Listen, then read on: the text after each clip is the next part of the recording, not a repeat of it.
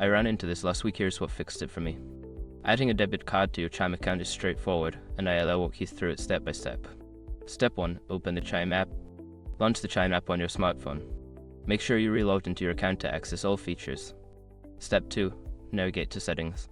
Once you're in the app, tap on the gear icon located in the upper right corner to access your account settings. Step 3. Select a debit card. In the Settings menu, look for the option that says Add Debit Card and tap on it. This will take you to the card entry screen. Step 4. Enter your card information. Fill in the required fields with your debit card details, including the card number, expiration date, and CVV. Double check for typos, as a small mistake can lead to errors. Step 5. Confirm and save. After entering your information, review it for accuracy and then hit the Save button. You should see a confirmation message that your card has been added successfully. If you follow these steps, you should have no trouble adding your debit card to Chime. If you run into any issues, just double check your card details. Happy banking!